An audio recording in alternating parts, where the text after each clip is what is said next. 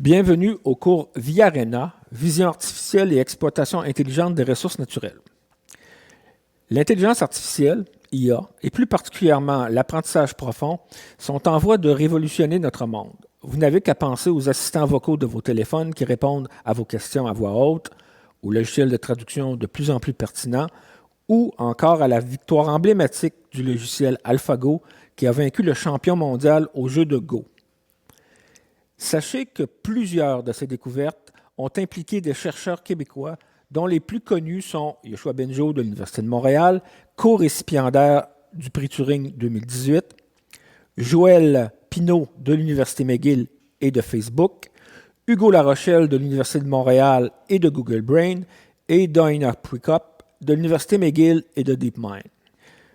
Il ne faudrait pas oublier les pionniers comme le neuropsychologue Don Halheb, qui est à l'origine de la première explication de l'apprentissage neuronal, ou encore David Hubble, qui est prix Nobel 1981 en médecine pour ses travaux sur le cortex visuel, qui sont à l'origine des réseaux convolutifs.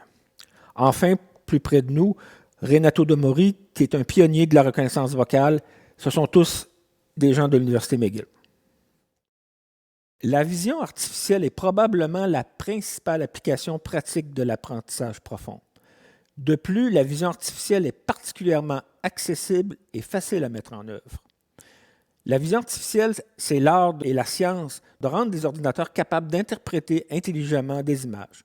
Par exemple, la vision artificielle est utilisée en imagerie médicale pour aider les médecins dans le dépistage de diagnostic de cancer. Aussi, les fameuses voitures autonomes reposent essentiellement sur la vision artificielle. Enfin, de manière invisible, puis un peu moins intéressante, mais quand même présente, la reconnaissance faciale, qui est employée en cybersurveillance et qui soulève des problèmes éthiques dont nous reparlerons. Mais au-delà des applications qui font la manchette, il existe une multitude d'applications de la vision artificielle réalisables dans nos entreprises, particulièrement les PME et nos communautés. Des applications comme la surveillance d'un troupeau, l'inspection visuelle ou sonore d'éoliennes, le diagnostic d'une maladie de plante, par exemple, ou l'identification de minéraux, l'inventaire forestier, la prédiction de sécheresse, le comptage de poissons, etc. La vision artificielle est un secret trop bien gardé de l'intelligence artificielle. Il faut se l'approprier. De nos jours, les données sont abondantes ou faciles à récolter, les outils de programmation sont gratuits et avec l'info nuagique, les capacités de calcul se démocratisent.